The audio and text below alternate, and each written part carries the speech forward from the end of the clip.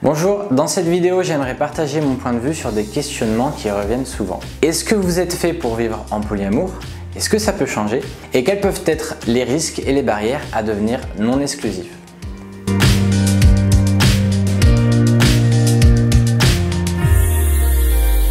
Je m'appelle Romain, j'aime expérimenter différentes façons de penser pour développer l'amour et l'esprit que je vous partage pour élargir votre champ des possibles.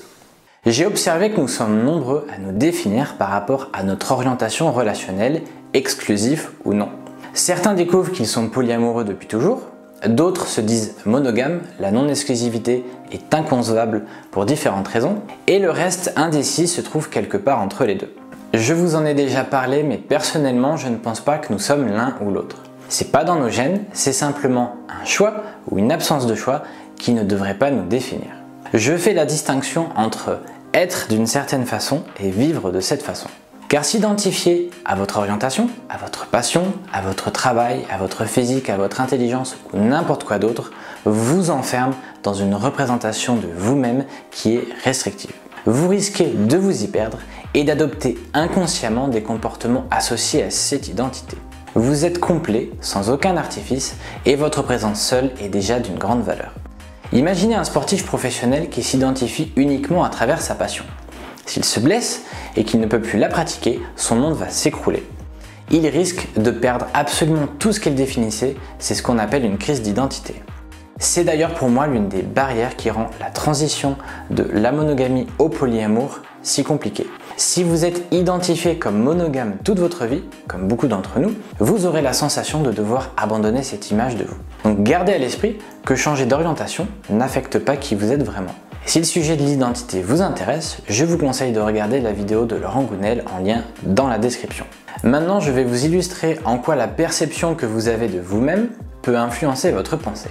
Actuellement, la monogamie, ou plus généralement le schéma classique de la famille, c'est-à-dire un homme et une femme mariés avec des enfants, est clairement la norme dans notre culture. Très peu d'entre nous ont conscience de l'existence d'alternatives, à tel point que, personnellement, si je n'avais pas vécu ce que je vous raconte dans mon témoignage, je n'aurais même pas eu l'idée de remettre en question ce modèle.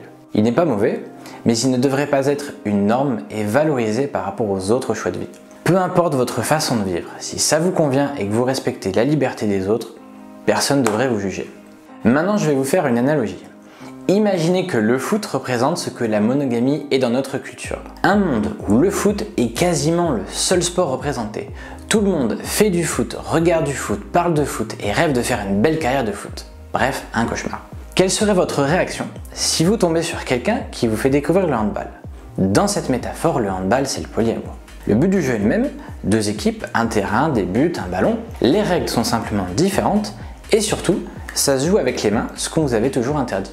Certaines personnes s'amusaient déjà à jouer avec les mains, parfois même en cachette, et elles ont naturellement développé des facilités dans ce sport. La découverte du handball et d'une communauté de personnes qui aiment la même chose est alors un vrai soulagement.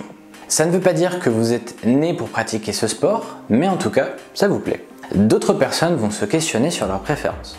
Le meilleur moyen de savoir ce qui vous convient vraiment, c'est d'expérimenter. La théorie a ses limites et vous pouvez vous lancer sans nécessairement prendre de risques. Vous aurez d'ailleurs toujours la possibilité de changer d'avis. Ça ne sera pas un échec, mais une expérience certainement enrichissante. Et pour les autres, imaginer jouer avec un ballon avec ses mains est inconcevable. Si vous êtes complètement épanoui dans le foot, ce n'est pas la peine de remettre en question ce sport, il n'y a pas de problème. L'important est de connaître qu'il existe des alternatives si vous voulez changer un jour.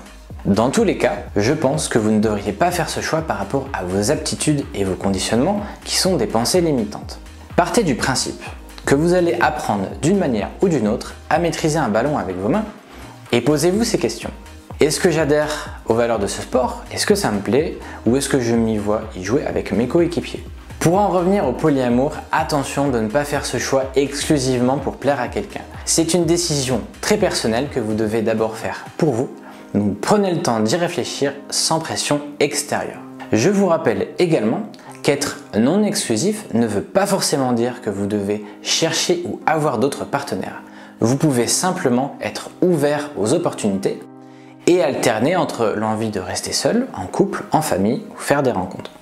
Dans une certaine mesure, il est possible pour n'importe qui de changer son fonctionnement et de développer, par exemple, un état d'esprit compatible avec les relations non exclusives. Concrètement, comment ça marche? D'abord, rappelez-vous que vous n'êtes pas défini par vos pensées.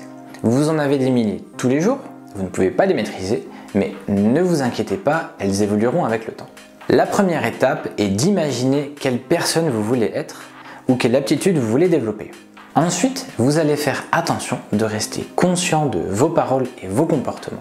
Vous prendrez le temps de réfléchir et de vérifier que chacune de vos décisions sont en adéquation avec votre projection. Je vous donne un exemple personnel. J'aimerais devenir quelqu'un de plus généreux. Si durant une conversation, j'entends que des amis font des travaux, instinctivement, je n'y prêterai peut-être pas d'attention. À ce moment-là, je vais prendre conscience que cette pensée n'est plus en adéquation avec la personne que je veux être et je vais leur proposer mon aide. Chaque action dans cette direction va renforcer ce nouveau chemin neuronal. Vous pouvez imaginer ça comme un muscle. Je renforce ces comportements généreux qui, avec le temps et la répétition, deviendront plus forts et instinctifs. Car la pratique influence davantage notre façon de penser que la théorie. De la même manière que si vous étudiez un sport uniquement en lisant des livres, même après des années, vous seriez incapable de reproduire un geste. Dans le cadre du polyamour, ces nouveaux comportements risquent de déclencher des sentiments de jalousie. Accueillez ces émotions négatives avec compassion. Elles sont nécessaires et vous allez apprendre à vous en servir pour vous analyser et communiquer avec votre partenaire. Enfin, il est important de réduire autant que possible la durée de chaque réaction émotionnelle.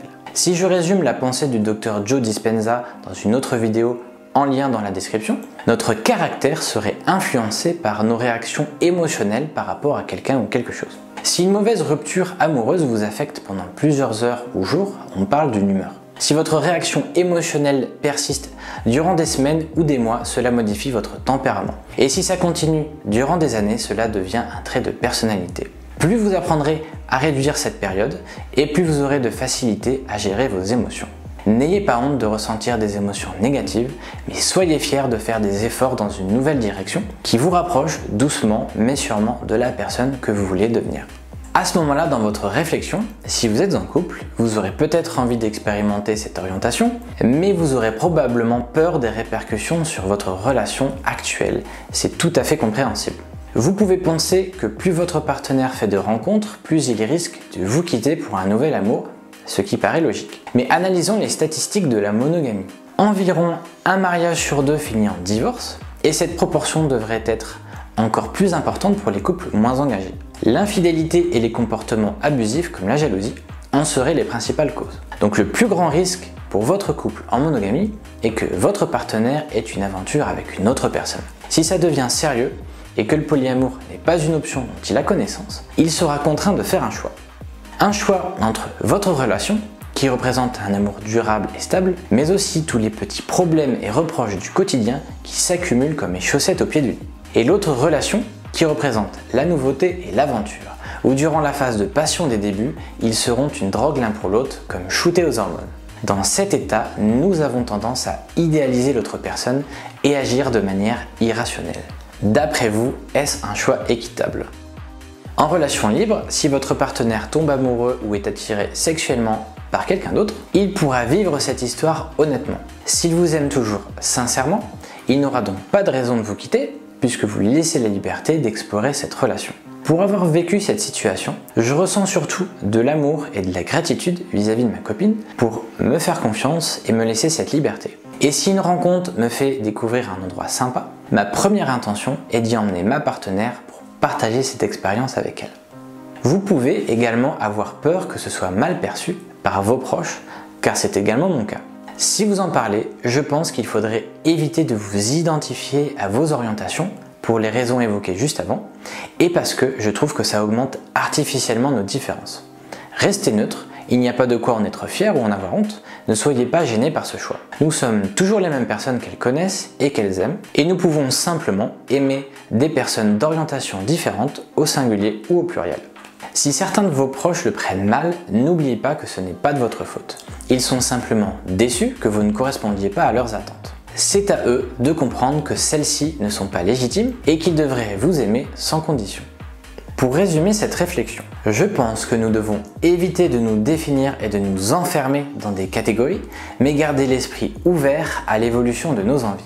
Nous avons tous la capacité de changer, donc ne perdez pas trop d'énergie à essayer de comprendre qui vous êtes, mais utilisez-la plutôt pour devenir la personne que vous souhaitez et créer les relations qui vous conviennent. Sachez qu'en polyamour, vous vivrez probablement les mêmes bonheurs et souffrances qu'en monogamie, mais elles seront multipliées par votre nombre de relations. Le meilleur moyen de les améliorer est d'abord de travailler sur vous. C'est le cheminement que j'aimerais vous présenter à travers mes vidéos. N'hésitez pas à partager vos réflexions en commentaire, à liker et à vous abonner si ce sujet vous a plu. Merci de m'avoir écouté jusqu'au bout, soyez bienveillants et prenez soin de vous.